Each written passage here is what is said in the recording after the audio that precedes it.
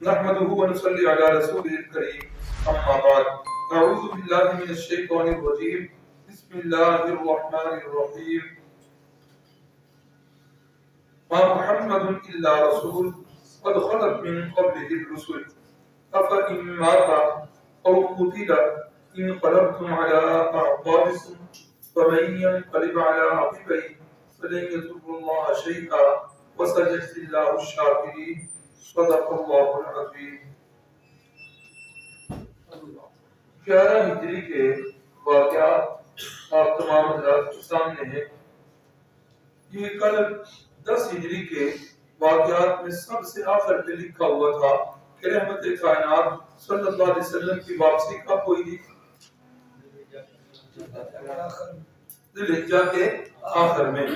آپ نے یہ یاد رکھنا ہے ذی الحجہ کا آخر ہے اور 10 ہجری جو ہے 2 سال ہے۔ اب 11 ہجری کا سال جو ہے وہ شروع ہو رہا ہے۔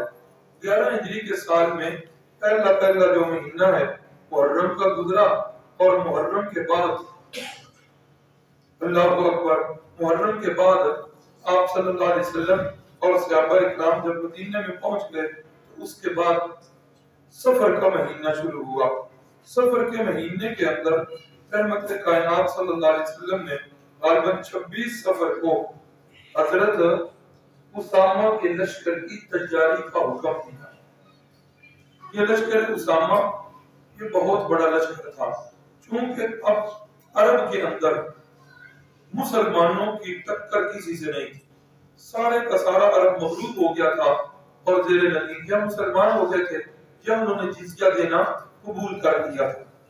اب جو آس پاس کی بڑی بڑی حکومتیں تھیں ان سے مسلمانوں کو خطرہ تھا اور مسلمانوں کو ان سے خطرہ تھا۔ رحمت کائنات صلی اللہ علیہ وسلم کا جو جاسوسی کا نظام ہے وہ بھی برابر یہ مشورہ دے رہا تھا، تو نبی پاک صلی اللہ علیہ وسلم نے یہ لشکر اسی جگہ بھیجنے کا ارادہ فرمایا جس جگہ اس سے پہلے ایک جنگ موتا جو ہے لڑی گئی۔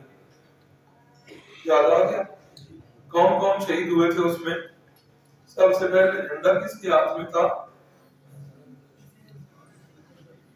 لڑائی کر رونی ہے ہاں آج نہ کروائیں لڑائی۔ سب سے پہلا جھنڈا جو ہے رسول اللہ نے فرمایا زید بن حارثہ کے ہاتھ میں، وہ شہید ہو جائیں تو پھر ہمارا بچہ ہے حذیمہ ماشاءاللہ بڑا اچھا جواب دے رہا ہے، وہ شہید ہو جائیں تو پھر جھنڈا جو ہے وہ حضرت جعفر طیار کے ہاتھ میں، وہ شہید ہو جائیں تو جھنڈا عبداللہ بن رواحہ کے ہاتھ میں۔ یہ وہی جنگ ہے تو جس سے حضرت خالد بن ولید جو ہے وہ پھر مسلمانوں کو واپس لے کے آئے تھے، تو دوبارہ رسول اللہ صلی اللہ علیہ وسلم نے اس جنگ کے لیے حضرت اسامہ کے لشکر کو تیار کیا۔ ڈھیر سارا لشکر ہے اور آپ صلی اللہ علیہ وسلم نے زبان کے قوموں کے علاقوں کے کتوں کو توڑتے اور رونگتے ہوئے آپ صلی اللہ علیہ وسلم نے اس لشکر کا امیر حضرت اسامہ بن زید کو بنایا۔ اس لشکر کے اندر صدیق اکبر جیسے بزرگ بھی ہیں، اس کے اندر فاروق اعظم جیسے جرنیل بھی ہیں، بدر و احد کے مجاہدین بھی ہیں، حدیبیہ اور خندق کے اندر جوہر دکھانے والے صحابہ اکرام بھی موجود ہیں، صلح حدیبیہ کے موقع پر موجود ہونے والے صحابہ اکرام بھی موجود ہیں، لیکن آپ صلی اللہ علیہ وسلم نے کسی اور کو امیر نہیں بنایا، امیر بنایا تو حضرت اسامہ بن زید کو۔ وہ جو بظاہر لوگوں کے اندر غلام مشہور تھے تو ایک غلام کے بیٹے کو سارے کبار صحابہ کا امیر بنا کر امت کو طرف لے لیا کہ یہ زبانوں کے بت یہ شیطانی بت ہے، قوموں کے بت علاقوں کے بت یہ سارے شیطانی بت ہیں۔ اسلام کی تعلیم یہی ہے ان اکرمکم عند اللہ اتقاکم۔ اللہ اکبر۔ تو حضرت اسامہ کا یہ لشکر جو ہے بالکل سفر کے آخر میں یہ چلا ہے، نبی پاک صلی اللہ علیہ وسلم نے روانگی کا حکم دیا ہے۔ اس سے تھوڑا سا پیچھے آ جائیں، سورۃ النصر۔ آپ صلی اللہ علیہ وسلم جو وقت قریب آ رہا ہے اپنی وفات کی طرف اشارات کر رہے ہیں۔ یہ سورۃ النصر جو ہے اذا جاء نصر اللہ والفتح، یہ سورت رسول اللہ صلی اللہ علیہ وسلم پر 6 ماہ پہلے نازل ہوئی۔ کتنا؟ 6 ماہ پہلے نازل ہوئی۔ بخاری کے اندر حدیث ہے حضرت فاروق اعظم رضی اللہ تعالی عنہ اپنی محفل کے اندر حضرت عبداللہ ابن عباس کو اپنے بالکل قریب جگہ دیا کرتے تھے۔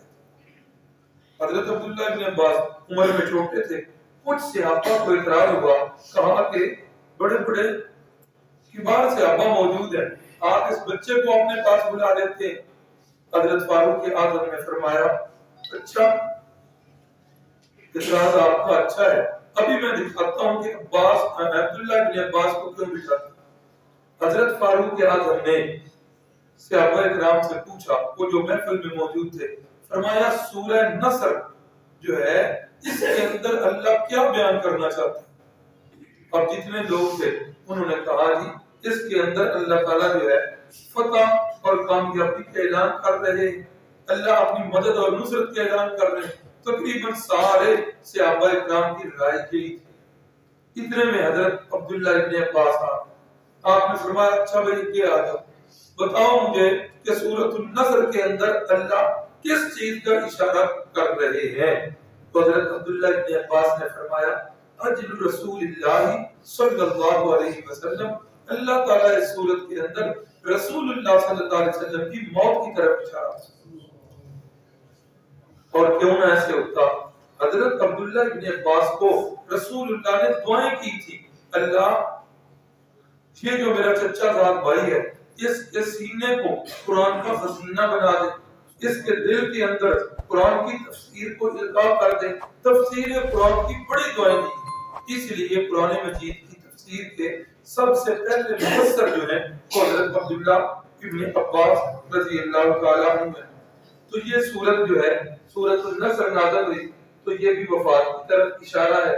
نبی پاک صلی اللہ علیہ وسلم نے جس وقت اس لشکر کو روانہ کر دیا مدینہ طیبہ سے، بلکہ نہیں ایک اور بات ادھر لکھنے والی رہ گئی، آخری رمضان جو گزرا کہ حج سے پہلے آخری رمضان کے اندر نبی پاک صلی اللہ علیہ وسلم ہر رمضان میں 10 دن اعتکاف کیا کرتے تھے، اور آخری رمضان میں آپ نے 20 دن اعتکاف کیا، اور اس میں بھی رسول اللہ صلی اللہ علیہ وسلم کی وفات کی طرف اشارہ۔ اور ہر رمضان میں جبریل امین آیا کرتے تھے، اللہ کے نبی ایک دفعہ ان کے ساتھ دور کیا کرتے، جبریل امین رسول اللہ کو سپارہ سناتے اور اللہ کے نبی اپنا انہیں سپارہ سناتے۔ اور اس سنت کو آج مدارس کے طلباء جو ہے وہ آج بھی زندہ کیے ہوئے، مدارس کے بچے یہ جو آپس میں دور کرتے ہیں سناتے ہیں، یہ طریقہ اسی سے چلا ہے۔ تو ہر سال نبی علیہ السلام اور جبریل امین ایک قرآن مجید کا دور کیا کرتے تھے۔ تو آخری سال ایک تو آپ نے اعتکاف کتنے دن کا کیا؟ 20 دنوں کا۔ اور نمبر 2 آپ صلی اللہ علیہ وسلم نے جو دور کیا جبریل امین کے ساتھ، تو آخری رمضان میں ایک دفعہ نہیں بلکہ 2 دفعہ دور کیا۔ اور اماں جان حضرت فاطمہ الزہرا رضی اللہ تعالی عنہا انہیں جو ہے اشارہ بھی کیا، فرمایا کہ لگ رہا ہے ایسے کہ میرا وقت جو ہے یہ قریب آ رہا ہے۔ اللہ اکبر۔ لشکر کی تیاری ہوئی اور لشکر جو ہے مدینہ سے کوس دور مقام جرف پر جو ہے یہ رک گیا۔ پتہ چلا کہ رسول اللہ صلی اللہ علیہ وسلم کی صحت مبارک جو ہے نا وہ خراب ہو گئی ہے۔ ایک جنازے سے واپس آئے تو آپ کے سر مبارک کے اندر جو ہے وہ درد ہونا شروع ہو گیا۔ تو نبی پاک صلی اللہ علیہ وسلم کے صحابہ فرماتے ہیں کہ جس وقت ہم نے آپ کے سر مبارک کو ہاتھ لگایا، اتنا شدت کا بخار، اتنا شدت کا، صحابہ نے پوچھا یا رسول اللہ اتنا سخت بخار؟ فرمایا ہاں، جتنا تم میں سے 2 بندوں کو بخار ہوتا ہے اتنا مجھ اکیلے کو بخار۔ فرمایا اسی لیے تو میرا اجر جو ہے اللہ نے وہ بھی دوہرا رکھ دیا ہے۔ تو نبی پاک صلی اللہ علیہ وسلم جو ہے پھر آخری مہینہ شروع ہو چکا ربیع الاول کا، اس ربیع الاول کے مہینے کے اندر نبی پاک صلی اللہ علیہ وسلم اب بیماری جو ہے آہستہ آہستہ زور پکڑ رہی ہے اور بیماری بڑھ رہی ہے۔ ایک دفعہ اما جی حضرت عائشہ صدیقہ کی باری ہوتی تھی تو سارے ازواج کی باری ہوتی تو اللہ کے نبی نے آخری ہفتے میں یہ کیا کہ بار بار پوچھتے آج میری باری کس گھر کی ہے. عدل تھا نا انصاف کہ ہر گھر کے اندر ازواج مطہرات کو باریوں کے ساتھ تقسیم کیا ہوا ہے اور اس کی پابندی ہو رہی. اما جی غالباً حضرت میمونہ فرماتی ہیں ہمیں محسوس ہوا کہ اللہ کے نبی جو بار بار پوچھ رہے ہیں شاید قیام جو ہے حضرت عائشہ رضی اللہ تعالیٰ عنہا کے گھر میں کرنا چاہتے ہیں. فرماتے ہیں کہ ہم نے اجازت دے دی کہ یا رسول اللہ آپ جو ہے بالکل جو ہے حضرت عائشہ کے گھر میں قیام کر لیں. نبی پاک صلی اللہ علیہ وسلم کے ایک دن جو ہے احد کے میدان میں گئے ہیں. وہاں جتنے شہداء کی قبریں تھیں وہاں بھی آپ صلی اللہ علیہ وسلم نے ان کے لیے دعا خیر کی ہے اور اس دعا کے اندر یہ الفاظ مبارکہ حدیث میں ہیں کہ آپ ہم سے پہلے چلے گئے انا انشاء اللہ بکم لاحقون ہم بھی تم سے عنقریب ملنے والے ہیں. پھر آپ صلی اللہ علیہ وسلم ایک رات کو اٹھے اور بقیع غرقد اصل لفظ جنت البقیع نہیں ہے یہ ہم پنجابیوں نے اس کا نام جنت البقیع رکھا ہوا ہے. بقیع غرقد آپ صلی اللہ علیہ وسلم تشریف لے گئے وہاں بھی جتنے لوگ جو ہے دفن تھے آپ صلی اللہ علیہ وسلم نے ان سے اجازت طلب کی اور اجازت طلب کر کے رحمت کائنات صلی اللہ علیہ وسلم ان کے لیے دعائیں مغفرت کی اور دعائیں مغفرت کر کے وہاں بھی آپ یہ الفاظ بول رہے ہیں انا انشاء اللہ بکم لاحقون کہ ہم عنقریب آپ سے ملنے والے ہیں اور آپ سے لاحق ہونے والے ہیں. اب آپ صلی اللہ علیہ وسلم حضرت اماں جان عائشہ صدیقہ رضی اللہ تعالی عنہا کے گھر میں موجود ہیں. ایک دن اماں جی فاطمہ الزہرا تشریف لائیں اور آ کر تیمارداری کرتی رہی. نبی پاک صلی اللہ علیہ وسلم نے ان کے کان مبارک میں ایک بات کہی. حضرت فاطمہ الزہرا رونے لگ پڑی. پھر تھوڑی دیر کے بعد دوبارہ کان میں بات کہی. حضرت فاطمہ الزہرا ہنس پڑی. اس وقت تو نہیں وفات کے کچھ عرصے کے بعد حضرت صدیقہ کائنات نے پوچھا وہ جو آخری ایام میں آپ صلی اللہ علیہ وسلم نے باتیں کی تھی ایک بات کی تھی تو آپ رو پڑی تھی پھر دوسری بات کی تو آپ ہنس پڑی تھی کیا وجہ تھی کیا باتیں تھی. فرمایا کہ پہلی دفعہ آپ صلی اللہ علیہ وسلم نے فرمایا فاطمہ مجھے محسوس ایسے ہو رہا ہے کہ میرا اور تیرا جدائی کا وقت جو ہے یہ قریب آ گیا ہے تو میں اللہ اکبر میرے لیے تو ماں کی ممتا بھی ادھر ہی تھی باپ کی شفقت بھی ادھر ہی تھی تو میرے پچھلے بھی سارے غم تازہ ہو گئے. میں رونے لگ پڑی کہ ابا جی کی رخصت کے بعد اب میرا تو ظاہری سہاروں میں جو ایک سہارا ہوتا ہے بہن میری بہنیں بھی وفات پا گئی بھائی جو ہے بچپن میں ہی وفات پا گئے والدہ ماجدہ حضرت خدیجہ وہ بھی عرصہ دراز سے پہلے وفات پا چکی تھی اور ابا جی بھی اب اپنی وفات کے اشارے دے رہے ہیں تو فرماتی ہے میں نے رونا شروع کر دیا. تو بیٹیوں کے غم کو نہیں دیکھے جاتے. جب بیٹی کو روتے ہوئے دیکھا تو رسول اللہ صلی اللہ علیہ وسلم نے دوبارہ بات کی. فرمایا فاطمہ میرے خونی رشتے والے میرے خاندان والے جتنے بھی ہیں نا اے فاطمہ تم وہ ہے جو سب سے پہلے مجھے آ کے ملے سب سے پہلے میری ملاقات تیرے ساتھ ہو. اب یہ اشارہ میں کیا فرماتی ہے کہ پھر میں خوش ہو پڑی. اب ایک لمحے کے لیے سبق کو روک کے تھوڑا سا ادھر سوچتے ہیں کہ نبی پاک صلی اللہ علیہ وسلم کس جگہ دفن ہے.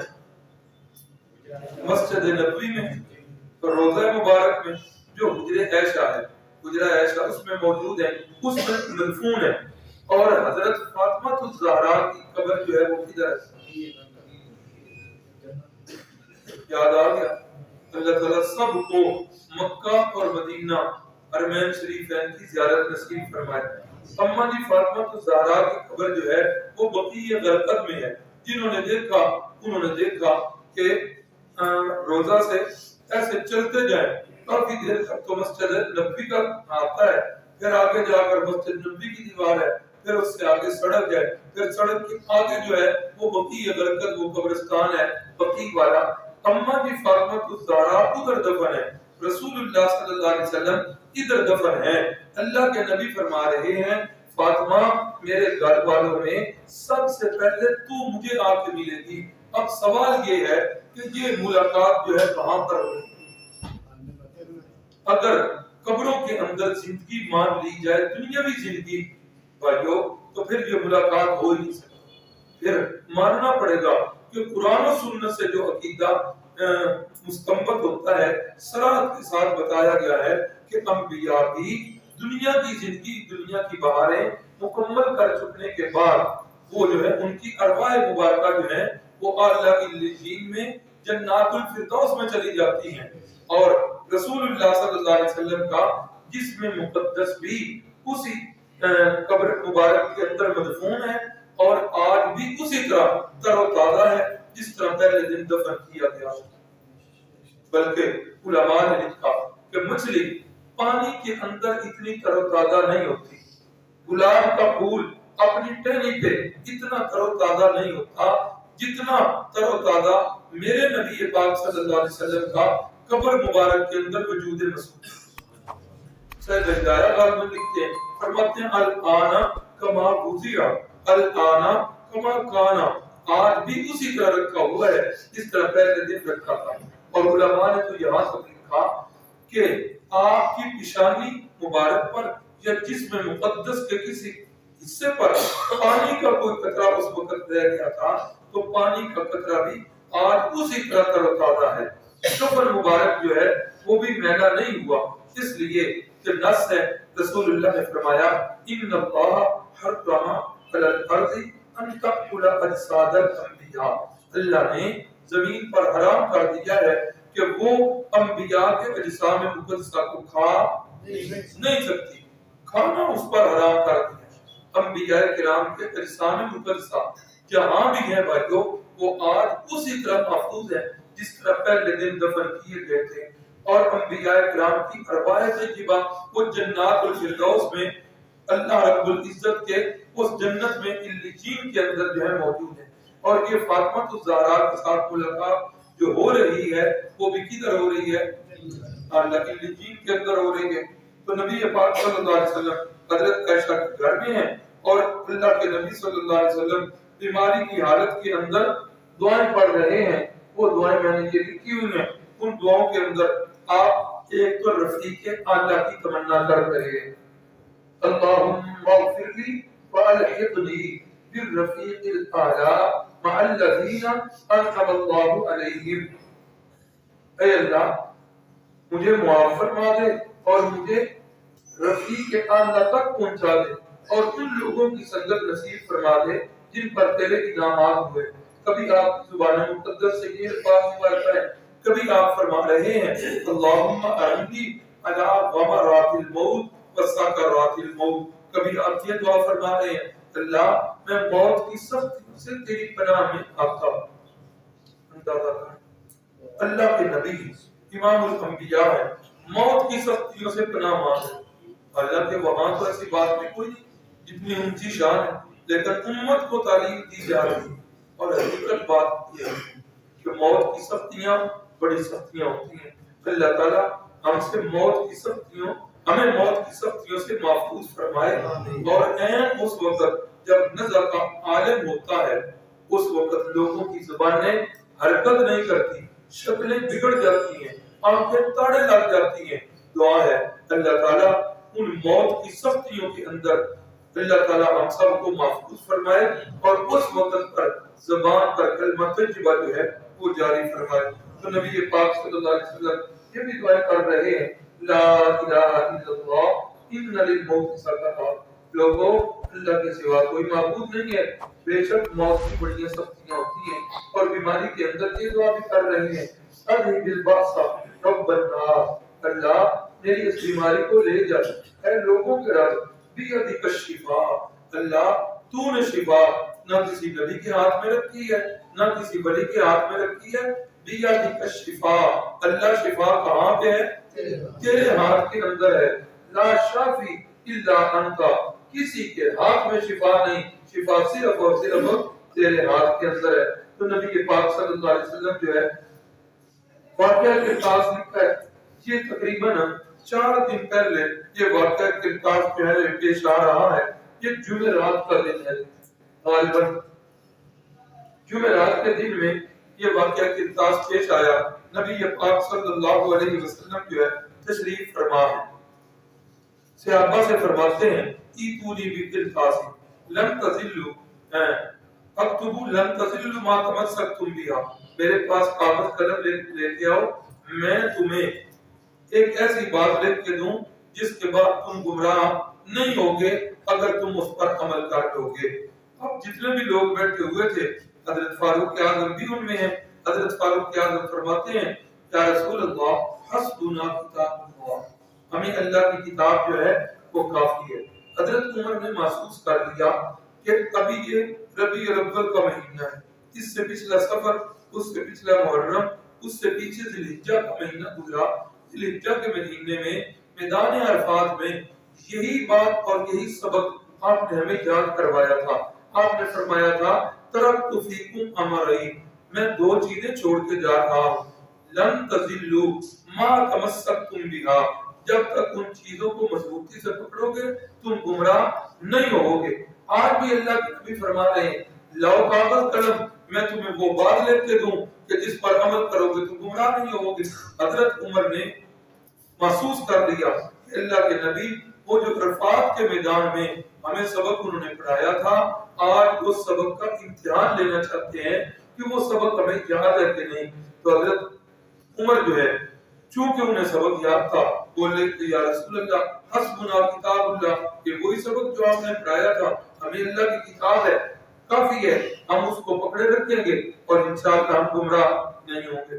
بات تو تھی اتنی، لیکن لوگوں نے بات کو بڑھایا، انہوں نے تان کرنے کے لیے حضرت فاروق اعظم پر زبان درازی کرنے کے لیے انہوں نے یہ کہا کہ نبی علیہ السلام جو ہے وہ لکھ کر دینا چاہتے تھے حضرت علی کی خلافت کو، تو حضرت فاروق اعظم جو ہے وہ اس کے اندر رکاوٹ بن گئے۔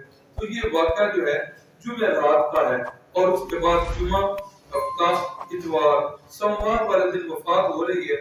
آپ صلی اللہ علیہ وسلم 3 دن سے زائد اس کے بعد حیات دنیاوی سے زندہ رہے ہیں۔ اگر یہی بات ہوتی تو اللہ کے نبی اس کے بعد یہ لکھ دیتے۔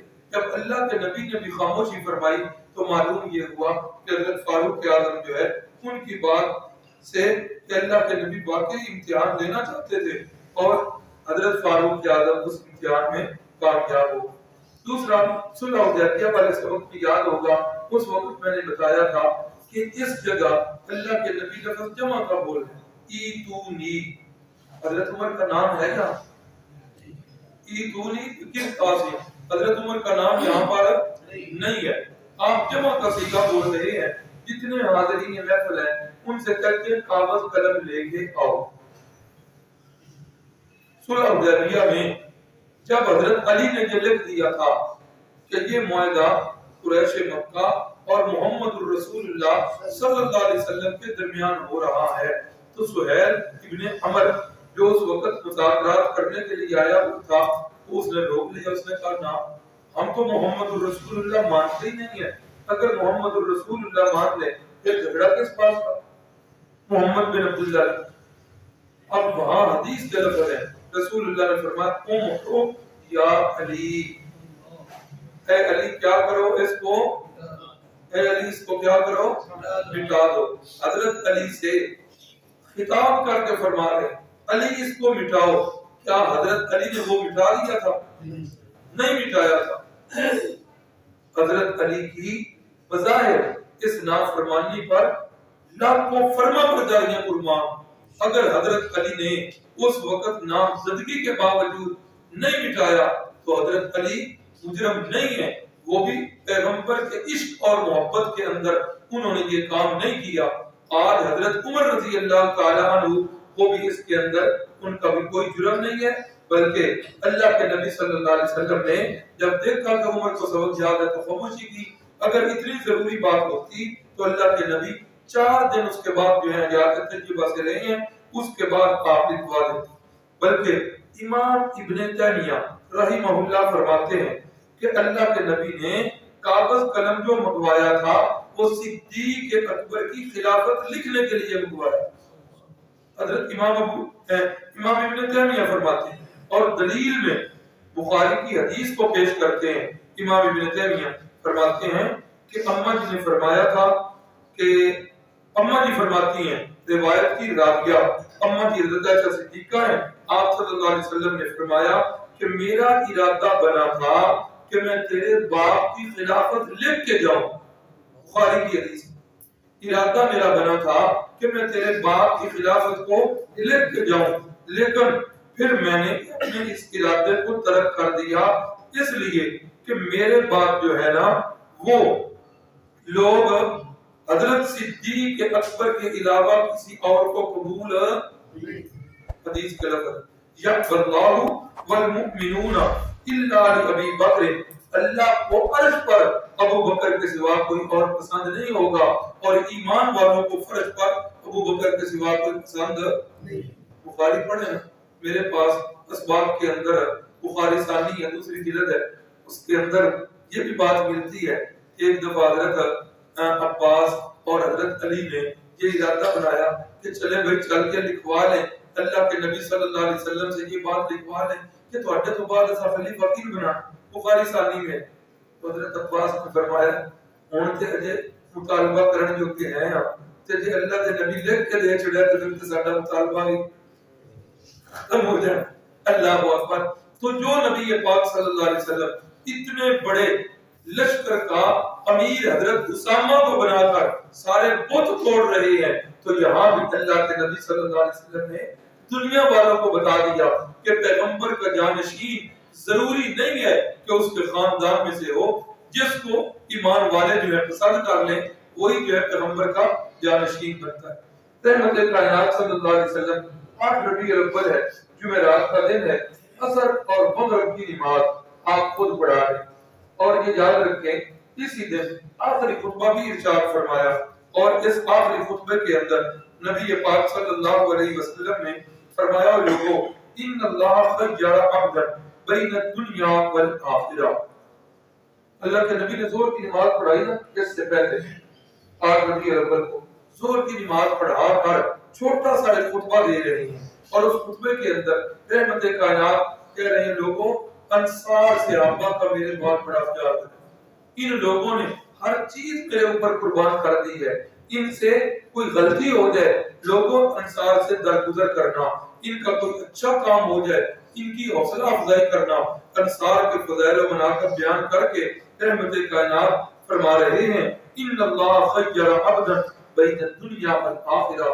لوگوں اللہ نے اپنے ایک بندے کو دنیا اور آخرت کا اختیار دیا ہے کہ دنیا میں رہنا چاہتا ہے کہ آخرت میں رہنا چاہتا ہے، فاختار الآخرہ، اس بندے نے آخرت کو پسند کر لیا ہے۔ صحابہ اکرام خطبہ سن رہے ہیں، صحابہ اکرام خوش ہیں، کہہ رہے ہیں وہ بندہ بڑا عقل مند ہے کہ جس نے اللہ سے ملاقات کو پسند کر لیا ہے۔ مسجد نبی کے کونے میں صدیق اکبر تشریف فرما ہے، حضرت صدیق اکبر کا رونا آ گیا، آنسو نکل پڑے۔ صحابہ اکرام نے پوچھا بابا جی کیوں آپ رو رہے ہیں؟ اللہ کے نبی تو کسی بندے کی بات کر رہے ہیں کہ اللہ نے اس کو اختیار دیا ہے دنیا اور آخرت کا، اس بندے نے آخرت کو پسند کر لیا ہے، اس میں رونے والی کون سی بات ہے؟ تو صدیق اکبر کی نگاہیں جہاں تک پہنچی، کسی صحابی کی نگاہیں وہاں تک نہیں پہنچی۔ صدیق اکبر فرمانے لگے یہ بندہ کوئی اور نہیں بلکہ یہ بندہ خود رسول اللہ صلی اللہ علیہ وسلم۔ اللہ کے نبی اشارہ فرما رہے ہیں اور اپنی جو ہے نا وفات کی طرف اللہ کے نبی اشارہ فرما رہے ہیں اور ساتھ تائید دے رہے ہیں۔ اللہ نے فرمایا کہ بل الآخرۃ خیر لک من الاولی، اے میرے محبوب آپ کی بعد والی زندگی، آپ کی آخرت والی زندگی وہ دنیا کی زندگی سے بہت بہتر ہے۔ اور قرآن مجید میں اللہ نے فرمایا بل تؤثرون الحیات الدنیا والآخرۃ خیر وابقی، لوگوں تم دنیا کی زندگی کو ترجیح دیتے ہو، اللہ کے ہاں اصل زندگی جو ہے وہ کون سی ہے؟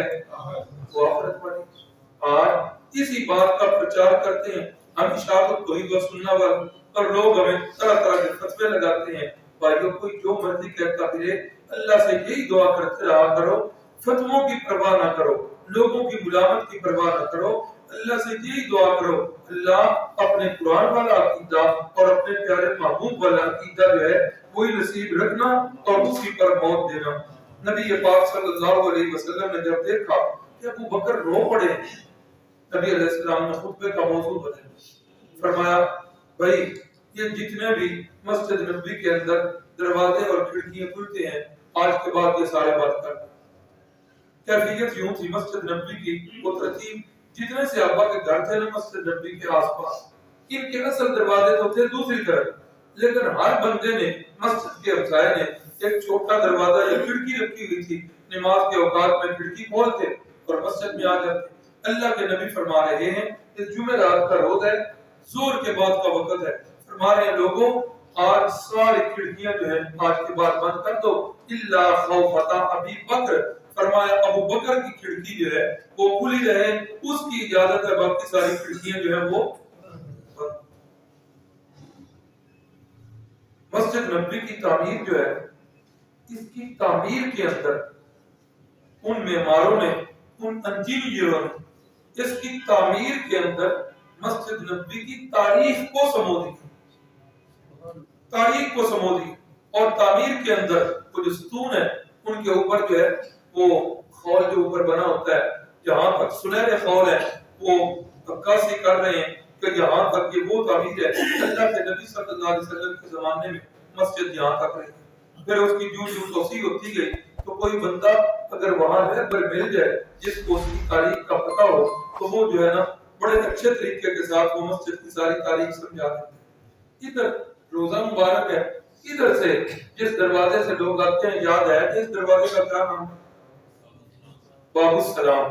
اس باب السلام سے تھوڑا سا اندر آئے نا تو ستون کے ساتھ ایک بورڈ لگا ہوا ہے، تھوڑا سا موڑ کے بندہ پیچھے یوں دیکھے نا تو وہ لکھا ہوا ہے عربی کے اندر کہ یہ وہ جگہ ہے جہاں حضرت صدیق اکبر کی وہ کھڑکی موجود ہے۔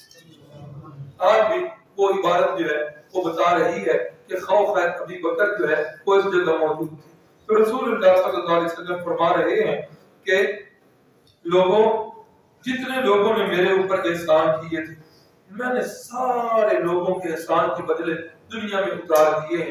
ایک شخصیت ایسی ہے جس کے احسانات کا بدلہ میں دنیا پہ نہیں اتار سکا، قیامت والے دن عہد کوثر پر جب وہ شخصیت آئے گی اس وقت میں اس کے بدلے اتاروں گا۔ فرمایا وہ شخصیت جو ہے وہ صدیق اکبر کی ہے۔ فرمایا لو کنتم متخذا خلیلا سوى اللہ، لوگوں اگر اللہ کے سوا وہ مقام خلت، وہ جو دل کے اندر ایک خاص دوستی والا خانہ ہوتا ہے، اس دل کے اندر وہ دوستی والا خاص خانہ جو ہے وہ صرف اور صرف اللہ کے لیے خاص ہے۔ اگر میں دنیا میں کسی کو اپنا خلیل بناتا تو فرمایا وہ ابو بکر صدیق ہوتے جو میرے اس خانے کے اندر پہنچتے۔ لَتَّخَذْتُ أَبَا بَكْرٍ خَلِيلًا، پھر میں اپنے ابو بکر کو جو ہے وہ خلیل بنا دیتا۔ اللہ کے نبی خطبے کو جاری رکھ رہے ہیں اور فرماتے ہیں لوگوں الا وَإِن مَنْ كَانَ قَبْلَكُمْ كَانُوا يَتَّخِذُونَ قُبُورَ أَنْبِيَائِهِمْ وَصَالِحِيهِمْ مَسَاجِدًا، لوگوں تم سے پہلے جتنے لوگ گزرے ہیں انہوں نے اپنے نبیوں کی قبروں کو اور اپنے نیک لوگوں یعنی اللہ کے ولیوں کی قبروں کو سجدہ گاہ بنا لیا۔ جو کام مسجدوں میں کرنے والے تھے انہوں نے کس پر کیے؟ قبور انبیائہم وصالحیہم، انہوں نے اولیاء اللہ کی قبروں پر کیے، انبیاء کی قبروں پر کیے۔ پھر فرمایا لوگوں لعن اللہ الیہود والنصارى، اللہ کی لعنت ہو یہود و نصارہ پر، اتخذوا قبور انبیائہم مساجدا، ان ظالموں نے بدبختوں نے اللہ کے نبیوں کی قبروں کو سجدہ گاہ بنا دیا۔ پھر آپ دعا فرما رہے ہیں اللہم لا تجعل قبری وثنا، اے اللہ میری قبر کو بت نہ بنانا، اے اللہ میری قبر کو بت نہ بنانا۔ یا رسول اللہ قبر بت بھی بن سکتی ہے، قبر بت کیسے بنتی ہے؟ جواب دیا فرمایا اللہم لا تجعل قبری وثنا یعبد، فرمایا جس قبر کی عبادت کی جائے وہ قبر کیا بن جاتی ہے؟ بت بن جاتی ہے۔ فرمایا کہ اللہ میری قبر کو ایسا بت نہ بنانا کہ لوگ میری قبر پہ آ کے سجدہ کرنا شروع کریں۔ آج دیکھ لیں دنیا کے اطراف و اکناف اولیاء اللہ کی قبروں کو سجدے ہو رہے ہیں کہ نہیں ہو رہے؟ ہاں ہو رہے ہیں سجدے، اور ہمارے شہر میں بھی کئی قبور ایسے سجدے ہو رہے ہیں۔ جہاں انبیاء کی قبر کا پتہ چلتا ہے وہاں بھی اللہ کے نبی فرما رہے ہیں یہود و نصارہ نے نبیوں کی قبروں کو کیا کیا؟ سجدہ کیا. لیکن یہ میرے محبوب صلی اللہ علیہ وسلم کی دعا ہے کہ اللہ نے اس قبر کو سجدے سے آج تک محفوظ رکھا. بھائیوں کان کھول کے سنیں، موت ہر گھر کے اندر آ رہی ہے اور ہم پر بھی آنی ہے. جو جو کام اس جگہ پر ہو رہے ہیں وہی کام یہاں کرنے چاہیے. جو کام وہاں نہیں ہو رہے یہاں بھی وہ کام نہیں. آج بڑی تکلیف ہوتی ہے جس وقت صحیح العقیدہ لوگ وفات پاتے ہیں یا اوپر جو رسا میں صحیح العقیدہ ہوتے ہیں اتنے بڑے بڑے شاپر پھولوں کے بھر کے لے کے آ رہے ہوتے ہیں. کس لیے؟ کیا یہ سنت سے ثابت ہے؟ کیا لوگوں کے دکھاوے کے لیے؟ اللہ کی قسم اگر یہ پیغمبر صلی اللہ علیہ وسلم کی تعلیمات ہوتی تو صحابہ اکرام اندر سے بھی اور باہر سے بھی میرے نبی کی قبر کو پھولوں سے بھر دیتے. تو جو کام وہاں نہیں ہے وہ کام یہاں بھی نہیں ہونے چاہیے. تو نبی پاک صلی اللہ علیہ وسلم جو ہے صحابہ اکرام کو یہ خطبہ دیا اور یہ آخری خطبہ ہے. اس کے بعد 8 ربیع الاول ظہر کی بھی خود پڑھائی، عصر اور مغرب کی بھی خود پڑھائی. عشاء کا وقت ہوا، بیماری نے حملہ زیادہ کر دیا. آپ نے فرمایا لوگوں صدیق اکبر کو حکم کرو مرو ابا بکر فلیصلی بالناس کہ وہ لوگوں کو نماز پڑھائے. اتنی بات کہی آپ پر ہنسی طاری ہو گئی. جس وقت ہوش مبارک آیا پوچھا فصلی الناس کیا لوگوں نے نماز پڑھ لی ہے؟ نہیں یا رسول اللہ وہم ینتظرونک وہ تو آپ کی انتظار میں ہیں. فرمایا میں نے کہا ہے ابو بکر کو حکم کرو کہ وہ نماز پڑھائے. 2-3 دفعہ ایسا ہوا. پھر رسول اللہ صلی اللہ علیہ وسلم کے پاس حضرت اماں جان عائشہ تھی. فرماتی ہیں میں نے کہا یا رسول اللہ میرے ابا جان بڑے نرم دل کے بندے ہیں، وہ محسوس کریں گے، وہ نہیں آپ کے مصلی پر کھڑے ہو سکیں گے. تو جب میں نے یہ بات کہی اللہ کے نبی صلی اللہ علیہ وسلم نے آگے سے مجھے ڈانٹا اور فرمایا میں جو کہہ رہا ہوں کہ کیا کرو ابو بکر کو حکم کرو کہ ابو بکر جو ہے وہ نماز پڑھائیں. تو حضرت صدیق اکبر نے یہ 8 ربیع الاول کی عشاء کی نماز پڑھائی. یہ تاریخ یاد رکھنی ہے. پھر 9 ربیع الاول ہے، 5 نمازیں حضرت صدیق اکبر نے پڑھائی ہیں. پھر 10 ربیع الاول یہ 5 نمازیں صدیق اکبر نے پڑھائی ہیں. 11 ربیع الاول کو بھی 5 نمازیں صدیق اکبر نے پڑھائی ہیں. 12 ربیع الاول میں فجر کی نماز صدیق اکبر نے پڑھائی ہے. تو یہ کتنی نمازیں ہوں گی؟ 9 کی 5، 10 کی 5، 11 کی 5، کتنی ہو گئی؟ 15 نمازیں. اور 8 ربیع الاول کی عشاء کی نماز کتنی ہو گئی؟ 16. تو 12 ربیع الاول کو فجر کی نماز کتنی ہو گئی؟ 17 نمازیں ہیں جو رسول اللہ صلی اللہ علیہ وسلم کی حیات طیبہ میں حضرت صدیق اکبر نے مصلی رسول پہ کھڑے ہو کر نمازیں پڑھائی. اللہ اکبر. تو 11 ربیع الاول اب اتوار کا دن آ گیا ہے. رحمت کائنات صلی اللہ علیہ وسلم جو ہے طبیعت کے اندر کچھ افاقہ ہوا ہے. 2 صحابہ حضرت صدیق اکبر جماعت کھڑی کر چکے ہیں اور جماعت کا صراحت ذکر تو نہیں ہے حدیث میں، البتہ اتنا موجود ہے مسند احمد کی روایت میں کہ جماعت جو ہے وہ سر بھی نہیں تھی، جماعت جو ہے وہ جاری ہے. اللہ کے نبی صلی اللہ علیہ وسلم نے 2 صحابہ اکرام غالباً حضرت علی المرتضیٰ اور حضرت عباس ان دونوں کا سہارا لیا. ان دونوں کا سہارا لے کر قوم مبارک جو ہے صحیح کمزوری کی وجہ سے صحیح اٹھا نہیں رہے اور قوم مبارک بھی کچھ گھسٹ رہے ہیں. آہستہ آہستہ چلتے ہوئے جس وقت مسجد میں پہنچتے ہیں مصلی کے پیچھے پہنچتے ہیں حضرت صدیق اکبر کو پتہ چل گیا. حضرت صدیق اکبر جو ہے وہ پیچھے ہٹنا چاہتے ہیں. نبی پاک صلی اللہ علیہ وسلم نے فرمایا اے ابو بکر مکانکا یا ابا بکر، مکانکا یا ابا بکر. کاش کہ آج جس طرح میری قوم کی ساری توجہ انگلش کی طرف ہے، کاش کہ عربی کی طرف توجہ ہوتی تو ان الفاظ کا مزہ ملتا. تو نبی علیہ السلام فرما رہے ہیں صدیق اکبر پیچھے ہٹنا چاہتے ہیں. نبی علیہ السلام فرماتے ہیں مکانکا یا ابا بکر، اے ابو بکر میری جگہ پہ کھڑے رہو. مکانکا میری جگہ پہ نہیں، اپنی جگہ پہ کھڑے رہو.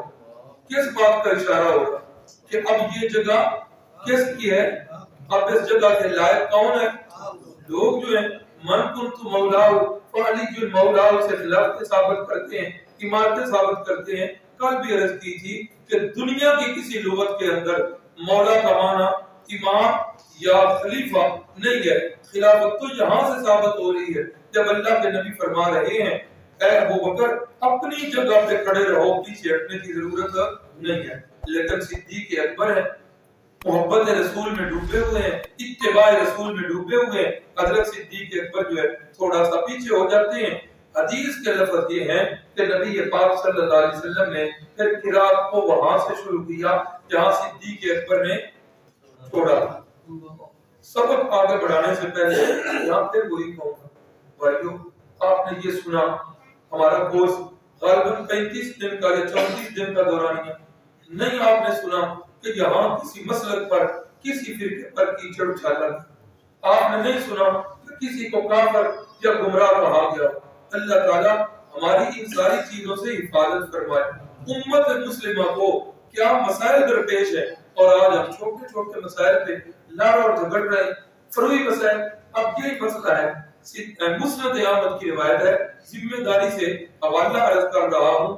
حدیث کے لفظ ہے جہاں پر صدیق اکبر نے قرات کو چھوڑا تھا تو رسول اللہ صلی اللہ علیہ وسلم نے قرات کو ادھر سے شروع کر دیا. اب یہ تو ہو نہیں سکتا کہ اللہ کے نبی جو ہیں وہ اپنے حجرہ مبارک سے نکلے ہوں اور صدیق اکبر نے دیکھ کے جماعت شروع کر دی ہو. یہ تو ہو ہی نہیں سکتا. جماعت تو شروع ہو چکی تھی. ایک بیمار آدمی جو خود چل نہیں سکتا, 2 بندوں کا سہارا لے کے چل رہا ہے, چلتے چلتے کتنا ٹائم گزر گیا. فاتحہ اور اس سے اگلی قرات, حدیث کے لفظ ویسے قرات کے ہیں. تو سوال یہ ہے کہ آج چھوٹے چھوٹے فروئی مسائل پر ایک دوسرے پر فتوے لگانے والے, ہمارے ہاں بھی یہ مزاج ہے, جو فاتحہ نہیں پڑھتا نماز نہیں ہوتی, جو رفع الیدین نہیں کرتا نماز نہیں ہوتی. اللہ کے نبی صلی اللہ علیہ وسلم نے وہ سورت کا حصہ نہیں پڑھا جو صدیق اکبر تلاوت کر چکے تھے. اب جو لوگ یہ فتویٰ لگاتے ہیں کہ فاتحہ کے بغیر نماز نہیں, تو یہ فتویٰ کہاں جا کر ہے؟ اس لیے فتویٰ بازی سے جو ہے نا امت کو بچانا چاہیے. فروئی مسائل کے اندر نہیں الجھنا چاہیے. یہ یاد رکھنا فروئی مسائل وہیں پر ہوتے ہیں جہاں پر دلائل دونوں جانب, پھر ایک جانب کو ترجیح دی جاتی ہے. آج بھی جو مسئلہ کیا گیا وہ مسئلہ اس تناظر میں کیا گیا کہ ہم رفع الیدین کیوں نہیں کرتے, یہ دلائل اور یہ بات کسی کو ہم پاس. تو نبی پاک صلی اللہ علیہ وسلم نے پھر حضرت صدیق اکبر اللہ کے نبی کی ابتدا میں ہیں اور سارے صحابہ کرام جو ہیں حضرت صدیق اکبر کی ابتدا میں ہیں. تو نبی پاک صلی اللہ علیہ وسلم جو ہے یہ نماز جو ہے اس طرح پڑھتے ہیں. پھر 12 ربیع الاول جو ہے پیر کا دن آ گیا. پیر کے دن میں حضرت صدیق اکبر نے جماعت شروع کروائی ہے اور اس جماعت کے اندر حضرت صدیق اکبر نے قرات شروع کر دی ہے. نبی پاک صلی اللہ علیہ وسلم نے حجرہ مبارک کا پردہ اٹھایا ہے اور حجرہ مبارک کا پردہ اٹھایا اور رسول اللہ صلی اللہ علیہ وسلم نے تبسم فرمایا, آپ نے مسکراہٹ فرمائی. اور نماز کون سی ہے؟ فجر کی نماز ہے اور بجلی کا موسم نہیں ہے. میرے استاد میرے شیخ قاضی اسمت اللہ صاحب اللہ ان کی قبر کو منور فرمائے, اللہ تعالیٰ نے اجتہاد کی صلاحیت دی ہوئی تھی. حدیثوں کے اندر سے مسائل کو مستنبط کیا کرتے تھے. فرمایا کرتے تھے کہ دیکھو نا جی ان کا ایک اپنا طرز تکلم تھا, دیکھو نا نماز فجر دیے اور مسجد نبوی میں وہ ماحول, مدینے میں بجلی والا ہے نہیں. فجر کی نماز میں رسول اللہ صلی اللہ علیہ وسلم مسکرا رہے ہیں اور صحابہ آپ کی مسکراہٹ دیکھ رہے ہیں. معلوم ہوا کہ فجر کی نماز کو کچھ روشنی میں پڑھنا ہے. اللہ کے نبی کی زندگی کا یہ آخری عمل ہے اور واضح حکم بھی ہے, اسفروا بالفجر فإنه اعظم للأجر. فرمایا کہ فجر کو کچھ سفیدی میں پڑھا کرو, اس میں اجر زیادہ ملتا ہے. تو نبی پاک صلی اللہ علیہ وسلم نے جب پردہ مبارک اٹھایا حجرے کا اور آپ نے مسکراہٹ فرمائی تو صحابہ اکرام جو ہے ان کی تو حالت جو ہے وہ بدلنے لگی. اللہ کے نبی صلی اللہ علیہ وسلم کی حالت بہتر ہو گئی ہے. آپ نے دیکھا کہ صحابہ اکرام جو ہے وہ شاید کسی فتنے میں نہ پڑ جائیں, یعنی ہو سکتا ہے کوئی صحابی نماز توڑ کے ادھر نہ آ جائے. آپ نے پردہ نیچے کر لی. ہمارے جماعت کے بہت بڑے خطیب ہیں, اللہ تعالیٰ ان کے علم و عمل میں برکت دے, مولانا عطا اللہ بدیالوی صاحب, یہاں پر ایک بڑا پیارا جملہ بولتے ہیں. وہ فرماتے ہیں اللہ کے نبی صلی اللہ علیہ وسلم نے جو پردہ اٹھایا تو اللہ کے نبی دیکھنا چاہتے تھے کہ ابو بکر صدیق کے پیچھے سارے صحابہ موجود ہیں، بچوں کو نکلے آتے نہیں۔ اللہ کے نبی صدیق اکبر کی امامت دیکھنا چاہتے تھے کہ پیچھے صحابہ اکرام جو ہے، حضرت علی بھی پیچھے موجود ہیں، حضرت فاروق اعظم بھی، اور سارے کے سارے صحابہ اکرام نے پھر حضرت صدیق کے اکبر کی امامت پر سارے صحابہ نے اجماع کر لیا۔ اور یہی وجہ ہے کہ جب رسول اللہ صلی اللہ علیہ وسلم کی وفات کے بعد یہ معاملہ آیا کہ کون بندہ جو ہے وہ خلیفہ بننے کے لائق اور اہل ہے، تو ایک رائے یہ آئی کہ یار دو چیزیں ہیں، ایک ہے دنیا اور ایک ہے دین۔ تو دنیا اور دین میں افضل چیز جو ہے یہ دین ہے۔ جب دین والی چیز مسلح اللہ کے نبی نے ابو بکر کے حوالے کیا تھا تو پھر دنیا والی امامت بھی ابو بکر صدیق کے حوالے کر دی جائے۔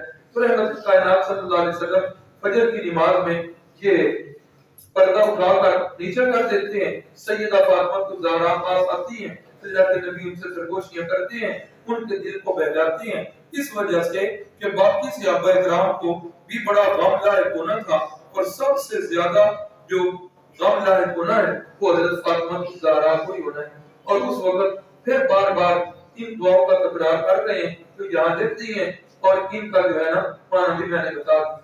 اماں جی حضرت عائشہ صدیقہ فرماتی ہیں کہ میری گود ہے، اللہ کے نبی صلی اللہ علیہ وسلم کا سر مبارک ہے، اور بلکہ چھاتی پر بینا صدری و نہاری، اس طرح کے شاید الفاظ ہیں کہ میری یہ ٹھوڑی اور میری چھاتی کے درمیان رسول اللہ صلی اللہ علیہ وسلم کا چہرہ مبارک ہے، اور اللہ کے نبی صلی اللہ علیہ وسلم یوں اپنی نگاہ مبارک اوپر کرتے ہیں اور فرما رہے ہیں الحقنی بالرفیق الاعلی، اللہ مجھے اس مکان پر جس مکان میں تیری برگزیدہ ہستیاں ہیں، مع الذین انعم اللہ علیہم، جن پر تو نے انعامات کیے ہیں، اللہ مجھے بھی اس مقام تک پہنچا دے۔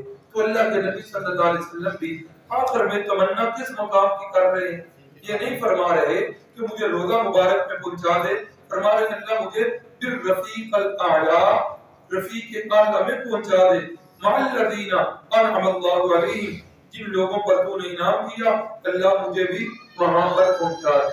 تو نبی پاک صلی اللہ علیہ وسلم آخری جو وصیت کر رہے ہیں، ہاں اماں جی فرماتی ہیں اتنے میں میرے بھائی وہ جو ہے حجرہ میں تشریف لائے، اور میرے بھائی کے ہاتھ میں مسواک ہے، رسول اللہ صلی اللہ علیہ وسلم اس مسواک کو غور سے دیکھ رہے ہیں۔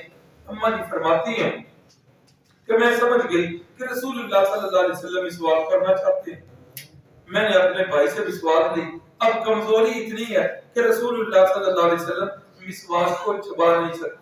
اماں جی فرماتی ہیں میں نے یہ کیا، اپنے دانتوں کے ساتھ اپنے منہ کے اندر مسواک کو چبایا، چبا چبا کے اس کو نرم کیا، اور نرم کر کے پھر رسول اللہ صلی اللہ علیہ وسلم نے وہ مسواک کی۔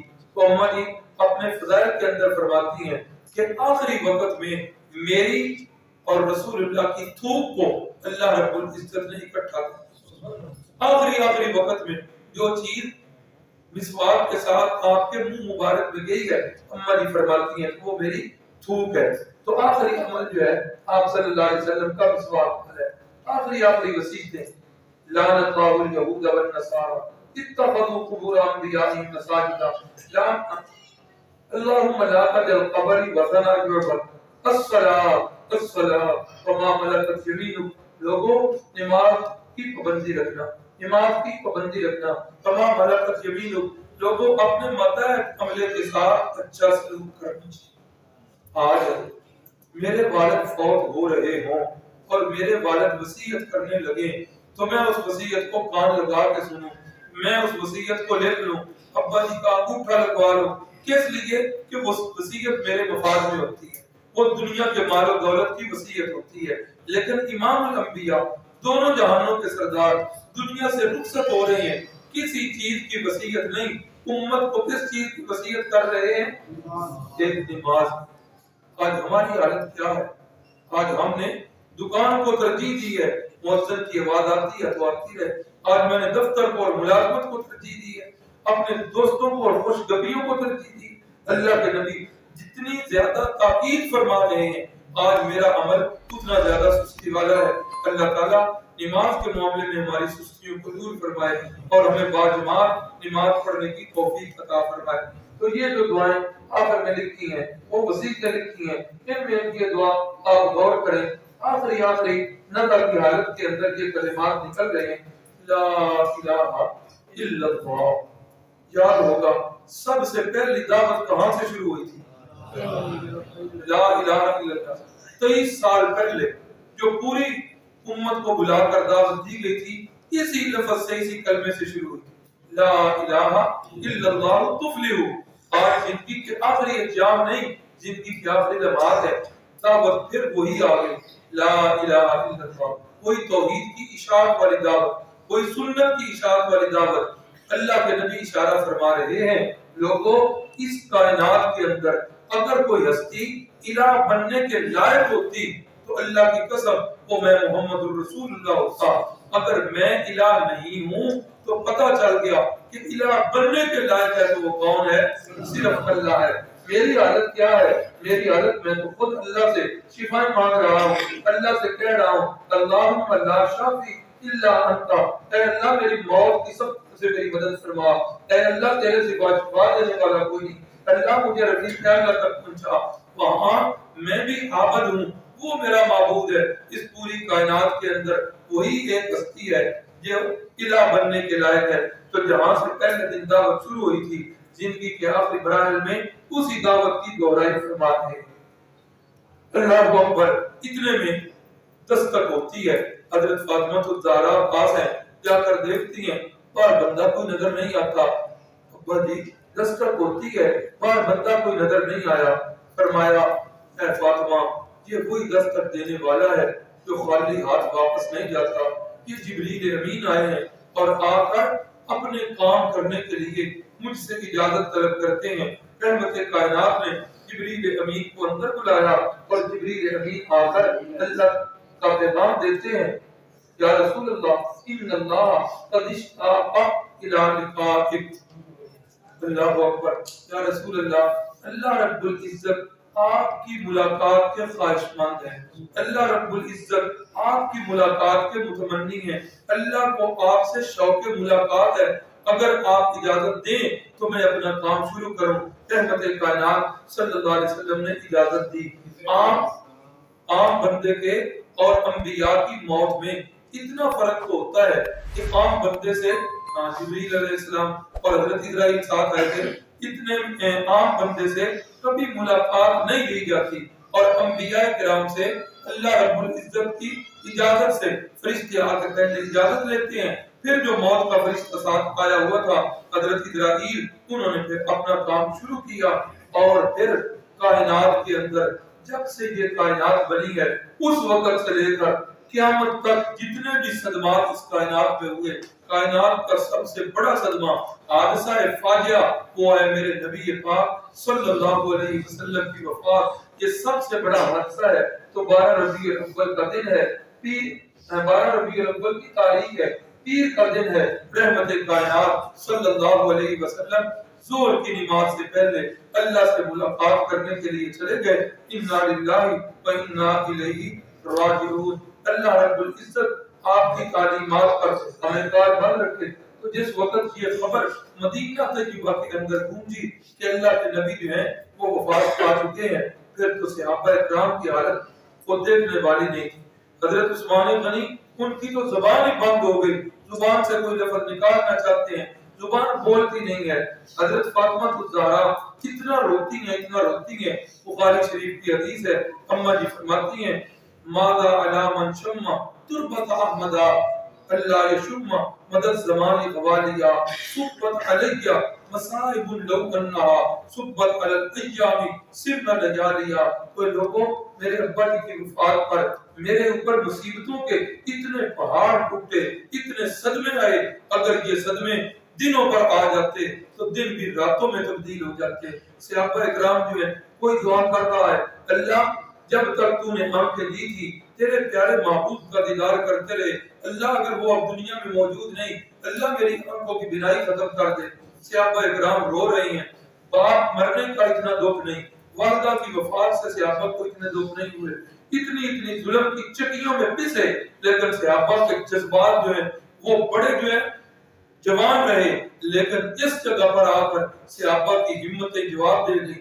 حضرت فاروق اعظم، ان کی تو حالت ہی یہ ہو گئی کہ حضرت فاروق اعظم مسجد نبوی میں ہیں، صحابہ اکرام بھی جو سن رہے ہیں مسجد نبوی میں اکٹھے ہیں۔ حضرت فاروق اعظم نے تو اپنی تلوار نکالی اور فرمانے لگے، اے لوگوں، جو بندہ یہ کہے گا کہ اللہ کے نبی جو ہے وہ دنیا سے چلے گئے ہیں، اضرب عنقہ، میں اس کی گردن اتار دوں گا، میں اس کو قتل کر دوں گا۔ اب صحابہ کو ایک تو ویسے ہی صدمہ ہے، صحابہ اکرام بیچارے رو رہے ہیں اور سر ان کے نیچے ہیں۔ ادھر سے حضرت فاروق اعظم اپنے جذبات کو کنٹرول ہی نہیں کر رہے، بار بار تلوار ہلا کے یہ کہہ رہے ہیں۔ سوموار والے دن صبح کے وقت جب رسول اللہ نے پردہ اٹھایا تھا، حضرت صدیق اکبر سمجھے کہ آج طبیعت جو ہے وہ بہتر ہو گئی ہے۔ حضرت صدیق اکبر نماز پڑھا کے اپنی زمین پر چلے گئے اس کی دیکھ بھال کے لیے۔ ادھر ہی موجود تھے کہ پیچھے سے کائنات کے سب سے بڑے حادثے کی خبر ملی۔ حضرت صدیق اکبر تشریف لائے اور مسجد نبوی سے گزرتے ہوئے جس وقت حجرہ میں پہنچے تو حضرت صدیق اکبر رضی اللہ تعالی قربان جائے صدیق اکبر کا چہرہ مبارک سے چادر کو ہٹایا، پیشانی مبارک کو بوسہ دیا اور بوسہ دے کے صدیق اکبر رو بھی رہے ہیں اور فرما رہے ہیں، اے یا رسول اللہ طبت حجا و میتا، اللہ کے نبی جب تک آپ زندہ تھے آپ کی زندگی بھی بے مثال تھی، آج آپ پر موت آئی ہے تو آپ کی موت بھی بے مثال ہے۔ طبت حجا و میتا، ہر لحاظ کے اندر آپ جو ہے خوش نصیب ہیں۔ اور آگے فرماتے ہیں لا یجمع اللہ علیک موتتین، اللہ تعالیٰ آپ پر دو موتوں کو جمع نہیں کرے گا کہ ایک اور موت آئی ہو اس کے بعد جو ہے پھر زندگی ملے گی پھر قیامت کو موت آئے گی، نہیں نہیں، لا یجمع اللہ علیک موتتین، اللہ تعالیٰ آپ پر دو موتیں جمع نہیں کرے گا۔ جس موت کا قرآن مجید میں آپ سے اللہ نے وعدہ کیا تھا انک میت و انہم میتون، وہ اللہ کا وعدہ آج پورا ہو چکا ہے۔ نبی پاک صلی اللہ علیہ وسلم کے ساتھ چادر مبارک دے کر آپ کے چہرہ مبارک کو ڈھانپ دیتے ہیں، صدیق اکبر بار تشریف لاتے ہیں۔ حضرت فاروق اعظم وہی کچھ کر رہے ہیں، تلوار لہرا کے کہہ رہے ہیں جو بندہ وفات کی بات کرے گا میں اس کی گردن اتار دوں گا۔ حضرت صدیق اکبر فرماتے ہیں الا رسلک یا عمر، عمر بیٹھ جاؤ، عمر بیٹھ جاؤ۔ عمر کا تو دماغ اپنی جگہ پہ ہے نہیں ہے، جذبات جو ہے قابو سے باہر ہے، نہیں بیٹھتے۔ صدیق اکبر نے حضرت عمر کی طرف جو ہے توجہ چھوڑ دی، منبر پر تشریف لائے اور منبر پر تشریف لا کر حضرت صدیق اکبر یہ اعلان کر رہے ہیں خطبہ پڑھ کے، لوگوں من کان یعبد محمدا فإن محمدا قد مات ومن کان یعبد اللہ فإن اللہ حی لا یموت، لوگوں جو بندہ جو ہے رسول اللہ کی عبادت کیا کرتا تھا وہ سمجھ لے کہ اس کے معبود پر آج موت آ گئی۔ ومن کان یعبد اللہ، جو بندہ اللہ کی عبادت کرتا تھا فإن اللہ حی لا یموت، اللہ جو ہے وہ زندہ ہے اس پر کبھی بھی موت نہیں آئے گی۔ گویا کہ صدیق اکبر نے محبوب اور معبود کے اندر یہ فرق بتا دیا کہ جس پر موت آ جائے وہ محبوب ہوتا ہے اور جس پر کبھی موت نہ آئے وہ معبود ہوتا ہے۔ تو یہی سچے معبود کی پہچان ہے کہ سچے معبود پر موت نہیں آتی۔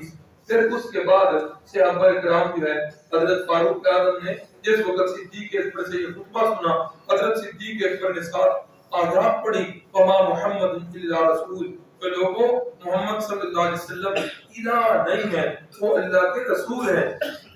قد خلق من قبلہ الرسل، اگر انبیاء پر موت نہیں آتی ان سے پہلے اتنے انبیاء تھے وہ کدھر ہے؟ تو جب وہ چلے گئے تو یہ بھی چلے گئے۔ افإن مات او قتل، کیا بھلا نبی پاک صلی اللہ علیہ وسلم تبھی موت سے فوت ہو جائیں یا کوئی میدان جہاد میں شہید ہو جائیں؟ انقلبتم علی اعقابکم، کیا تم واپس اپنے پہلے دین میں چلے جاؤ گے؟ سنو ومن ينقلب علی عقبیہ فلن یضر اللہ شیئا، جو بندہ پہلے دین میں چلا گیا اللہ کا کوئی نقصان نہیں کرے گا، اپنا ہی نقصان کرے گا۔ مدینے سارے کی سوگوار فضا جو ہے صحابہ اکرام بیچارے رو رو کے ہلکان ہو چکے ہیں۔ نبی پاک صلی اللہ علیہ وسلم کو پھر غسل دینے کی باری آئی تو نبی علیہ السلام کو غسل حضرت عباس اور حضرت سیدنا علی المرتضی رضی اللہ تعالی عنہما نے دیا۔ تدفین کی باری آئی، حضرت علی المرتضی اور حضرت فضل ان دو احباب نے رسول اللہ صلی اللہ علیہ وسلم کو قبر مبارک میں اتارا۔ نبی پاک صلی اللہ علیہ وسلم کا جنازہ جو ہے یہ میت کے لیے استغفار ہوتا ہے، اس کے گناہوں کی بخشش طلب کرنی ہوتی ہے، کیونکہ انبیاء کرام جو ہیں وہ گناہوں سے معصوم ہوتے ہیں، وہ گناہوں سے پاک ہوتے ہیں، اس لیے جنازے کی یہ کیفیت کہ جماعت ہوئی ہو اور اس میں دعا پڑھی جائے اللہم اغفر لحجنا و میتنا، یہ بات تو وہاں تھی نہیں، البتہ اس کی صورت یہ بنی کہ حجرہ عائشہ کے اندر جو ہے چارپائی رکھی گئی، غسل کے بعد صحابہ اکرام جتنے اس حجرے میں سما سکتے تھے اتنے صحابہ اکرام آتے اور آ کر آپ صلی اللہ علیہ وسلم پر درود پاک پڑھتے، وہ باہر چلے جاتے، پھر بعد میں دوسرے صحابہ اکرام آتے اور وہ آ کر درود پاک پڑھتے، اس طریقے سے سارے صحابہ اکرام جو ہے وہ انہوں نے جنازہ پڑھا۔ نبی پاک صلی اللہ علیہ وسلم کی قبر کے بارے میں جس وقت اختلاف ہوا کہ قبر جو ہے کہاں پر بنائی جائے تو حضرت صدیق اکبر نے فرمایا کہ میں نے رسول اللہ صلی اللہ علیہ وسلم سے سنا ہے کہ انبیاء جس جگہ وفات پاتے ہیں اسی جگہ ان کی قبر جو ہے وہ بنائی جاتی ہے، تو قبر جو ہے اس کے بارے میں پھر یہ کہ دانے والی قبر بنائی جائے یا وہ شک والی بنائی جائے، صحابہ میں اختلاف ہوا تو پھر یہ فیصلہ ہوا کل جو بندے جو ہیں دانے والی قبر بنانے والے اگر پہلے آ جائے تو وہ قبر بنے گی، اگر دوسری جو ہے نا شک والی بنانے والے پہلے آ جائیں تو وہ قبر بنے گی، تو پھر دانے والی قبر بنانے والے صحابی جو ہیں وہ پہلے آ گئے اور دانے والی قبر مبارک جو ہے بنائی گئی اور تدفین کی گئی۔ جس وقت صحابہ اکرام تدفین کر کے واپس لوٹ رہے تھے تو حضرت انس رضی اللہ تعالی عنہ چونکہ یہ نبی علیہ السلام کے خاتم خاص تھے، چھوٹے سے بچے تھے، تو ان کی والدہ جو ہے رسول اللہ کے پاس چھوڑ گئی تھی، گھر میں کافی آنا جانا تھا، تو جس وقت یہ تدفین کر کے واپس لوٹے تو سامنے حضرت اماں جان فاطمہ الزہرا کی حدیث کے اندر یہ الفاظ ملتے ہیں، حضرت فاطمہ نے حضرت انس سے فرمایا یا انس کیف طابت انفسکم ان تحثوا التراب علی رسول اللہ صلی اللہ علیہ وسلم، انس تم نے کیسے گوارا کر لیا کہ اللہ کے نبی صلی اللہ علیہ وسلم کو دفن کر کے اوپر مٹی جو ہے وہ ڈال کے آئے ہو، کیسے تم نے گوارا کر لیا؟ حضرت انس تو پہلے ہی غمزدہ سے حضرت کی چیخیں نکل گئی، فرمایا اماں جان یہ آپ کے ابا جان کی تعلیم ہی تھی جس وجہ سے ہم نے یہ کیا، اللہ کی قسم اگر ان کی تعلیم نہ ہوتی تو ہم کبھی بھی یہ کام نہ کر سکتے۔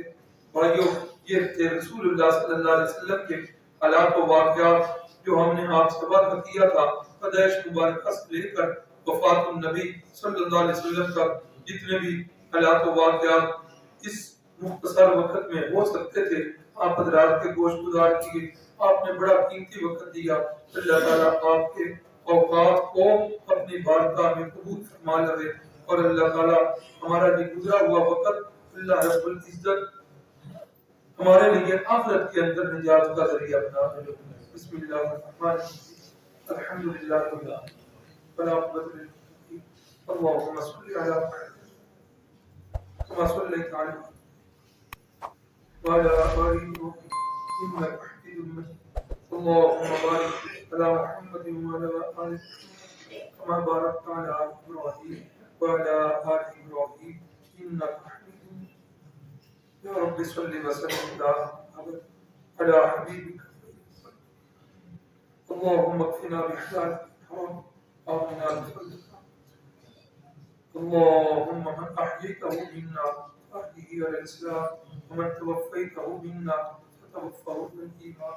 اے اللہ یہ مہینے سے کچھ زیادہ دن لگ گئے اس پوز کے اندر، اے اللہ یہ میرے بھائی میرے بزرگ اپنے قیمتی اوقات نکال کر یہاں آیا کرتے تھے تیرے پیارے محبوب کے تذکرے سننے کے لیے، انہوں نے تیرے پیارے محبوب کی پیدائش کے تذکرے سنے، آپ کے بچپن کے تذکرے، آپ کے لڑکپن کے، آپ کی جوانی کے، آپ کے بڑھاپے کے، قبل از نبوت زندگی، بعد از نبوت زندگی، مکی زندگی، مدنی زندگی، آپ کا کھانا پینا، اٹھنا بیٹھنا، تجارت، عبادت، سیاست، اللہ کے نبی صلی اللہ علیہ وسلم کی زندگی کے یہ سارے گوشے سنے۔ اے میرے مالک انہوں نے ہم سے جو توقعات وابستہ کی تھی، اے اللہ ہم اپنے بھائیوں کی ان توقعات پر پورا تو نہیں اترے، ضرور ہمارے اندر کمیاں بیشیاں رہی ہوں گی۔ اے میرے مالک وہ کمیاں بیشیاں اپنی رحمت کاملہ کے ساتھ ان سے درگزر فرما دینا۔ اللہ ان کے تو عزائم بڑے اونچے تھے، کمیاں ہمارے اندر تھی، اے اللہ ہمارا یہ بیٹھنا اپنی بارگاہ میں قبول فرما لے۔ اے میرے مالک یہ اتنا ایک مہینے کا عرصہ گزرا اتنے شوق اور ذوق سے، یہ میرے بھائی یہ میرے بزرگ تیرے پیارے محبوب کے تذکرے سنتے رہے، تیرے گھر کے اندر بیٹھ کے سنتے رہے۔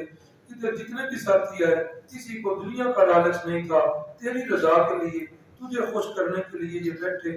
اللہ تو ہم سے راضی ہو، اے اللہ تو ہم سے راضی ہو، اے اللہ تو ہم سے راضی ہو، اے اللہ اپنی رضا والے اعمال نصیب فرما۔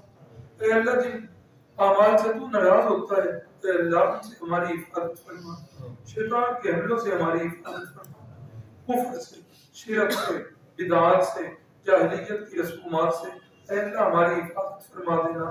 اے اللہ اسلام والی زندگی اور ایمان والے موت نصیب فرما دینا۔ اے اللہ ہمارے گناہوں کو معاف فرما دینا۔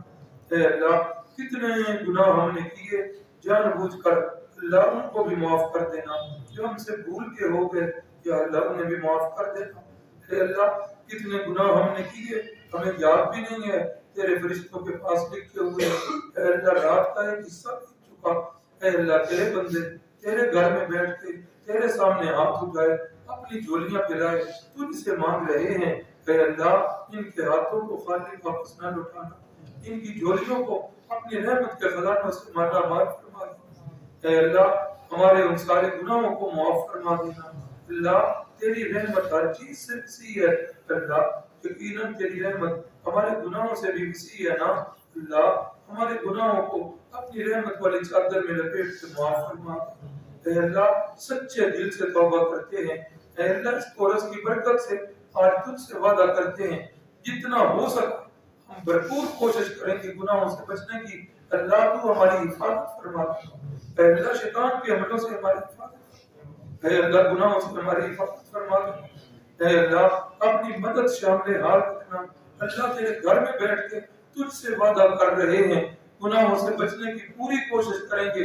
اے اللہ تو ہمارے پچھلے گناہ معاف فرما، اے اللہ تیری رحمت شامل حال رہی تو آئندہ بھی ہم گناہوں سے بچتے رہیں گے، شیطان کے حملوں سے بچتے رہیں گے۔ اے اللہ ہر لحاظ سے اپنی رحمت ہمارے شامل حال، اے اللہ وہ ہستیاں وہ اساتذہ جن کے واسطے سے یہ دین کی دولت ہم تک پہنچی، اے اللہ ان سب کو کروٹ کروٹ جنت نصیب فرما دے۔ اے اللہ حاضرین محفل ان کے ہاتھ تیری بارگاہ میں اٹھے ہوئے ہیں، یہ میری بہنیں یہ میرے بھائی، ان میں سے جن جن کے والدین اس دنیا سے رخصت ہو چکے اللہ ان کو کروٹ کروٹ جنت نصیب فرما دے۔ جن کے بہن بھائی دوست احباب عزیز و اقارب رشتہ دار جتنے بھی مسلمان دنیا سے رخصت ہو چکے یا اللہ سب کو کروٹ کروٹ جنت نصیب فرما دے۔ اللہ ان کے لیے بخشش کے فیصلے فرما دے۔ اے اللہ جنت الفردوس میں انہیں مقام رحمت نصیب فرما دے۔ اے اللہ ان سب کو بھی اور ہمیں بھی جنت کے اندر رسول اللہ صلی اللہ علیہ وسلم کی سنگت نصیب فرما دے، صحابہ پاک کی سنگت نصیب فرما دے۔ اے میرے مالک پوری دنیا کے اندر اسلام کا بول بالا فرما دینا، کفر کا منہ کالا فرما دینا۔ اے میرے مالک پوری دنیا کے اندر جہاں جہاں مسلمان بیچارے مظلوم ہیں ان کی مدد اور نصرت فرما دینا۔ اللہ ہمارے فلسطین کے بھائی اور بہنیں اور بچے اور مریض اللہ بیچارے پانی کی ایک ایک بوند ترس رہے ہیں، اللہ غیب کے خزانوں سے ان کی مدد فرما دینا۔ اے اللہ ان یہودیوں کو اے اللہ برباد فرما دینا، اے اللہ ان کی قوت کو پارا پارا کر دینا، اے اللہ ان کے جسموں کو ٹکڑے ٹکڑے کر دینا، اے اللہ ان کا جو ہتھیار ان کا اسلحہ ہے اے اللہ اس کو بیکار فرما دینا۔ اے اللہ عالم اسلام کے بادشاہ جو ہیں حکمران جو ہیں ان کو اللہ غیرت نصیب فرما دینا۔ اللہ جس طرح کفر اکٹھا ہو چکا ہے امت مسلمہ کو بھی اکٹھا فرما دینا، آپس کے اختلافات کو دور فرما دینا، فروئی مسائل کو دور فرما دے۔ اے اللہ امت مسلمہ کو نیک اور صالح قیادت نصیب فرما دے، امت کی لیڈ کرنے والا بندہ عطا فرما دے، حضرت فاروق اعظم جیسے حکمران نصیب فرما دے۔ اے اللہ ہم ان بھائیوں کی ان بہنوں کی مدد نہیں کر سکتے، اے اللہ سرحدیں درمیان میں رکاوٹیں ہیں، اے اللہ ہم وہاں نہیں پہنچ سکتے، اے اللہ یا تو وہاں تک پہنچنے کے اسباب پیدا فرما دے۔ اے اللہ ہم چاہتے ہیں یہ جان جو تیری دی ہوئی ہے تیرے رستے کے اندر چلی جائے. اللہ موت تو ادھر بھی آنی ہے. اے اللہ بھائیوں کی مدد کرتے ہوئے موت آ جائے, شہادت کی موت آ جائے. اے اللہ ہم اس بات کے دعا گو ہیں. اے اللہ اگر یہ بات ہمارے وہاں پہنچنے والی نہیں تو ہماری دعائیں ان تک پہنچا دے. اللہ ان کی مدد فرما. اے اللہ ان کی مدد فرما. وہ مائیں جو دن رات اپنے بچوں کے چیتڑے دیکھ رہی ہیں, اپنے بچوں کے لاشوں سے لپٹ کر رو کر بھی پھر تندرست اور توانا ہے, اپنے حوصلے جمع کیے رکھتی ہیں. اللہ ہماری ان بہنوں کو, ان ماں کو اور حوصلے نصیب فرما. اے اللہ وہاں جتنے بھی کفر یا طاقتیں ہیں, اے اللہ ان کو بیکار فرما دے, ان کفار کو اندھا فرما دے. اے اللہ ہر لحاظ سے ان کی مدد اور نصرت فرما دے. اے اللہ رات کا یہ حصہ بیت چکا, اللہ رات کے حصے کے اندر کی گئی دعائیں آپ کے ہاں مقبول ہوتی ہیں. اے اللہ ہماری دعا کو قبول فرما. اے اللہ جتنے بھی پریشان حال بھائی ہیں اور بہنیں ہیں, ان کی پریشانیوں کو دور فرما دے. جتنے بھی مریض ہیں اللہ ان کی بیماریوں کو دور فرما دے. جن بھائیوں نے بہنوں نے دعاؤں کے لیے کہا ہوا ہے, اللہ انہوں نے ہماری ظاہری شکل کو دیکھ کر دعا کے لیے کہہ دیا, اللہ ہمارا باطن جو ہے وہ بھی نیک بنا دے. اے اللہ انہوں نے ظاہری شکل و صورت کو دیکھ کر دعا کے لیے کہا, اللہ ان کے کہنے کی لاج رکھ دے. اللہ ان کی حاجات کو پورا فرما دے. اے اللہ جتنے بھی ہمارے کورس کے شرکاء, ترجمہ کلاس کے شرکاء, اس مسجد کے نمازی, اے اللہ ان سب کو جو ہمارے اندر موجود نہیں ہیں ان کو کر جنت نصیب فرما. جن بھائیوں اور بہنوں کا اس مسجد اور مدرسے کی تعمیر میں زر کثیر خرچ ہوا, اے اللہ اپنے غیب کے خزانوں سے انہیں عطا فرما دے. بہت ساری بہنوں اور بھائیوں نے دعاؤں کے لیے کہا ہوا ہے, اللہ سب کا نام لینا تو اب مشکل ہے, تو سب کی حاجات سے واقف ہے. اے اللہ ان کو پورا فرما دے. آمین یا رب العالمین, آمین یا رب العالمین, آمین یا رب العالمین. صلی اللہ تعالی علی النبی الکریم وعلی آلہ واصحابہ وازواجہ وذریاتہ واہل بیتہ وعترتہ اجمعین.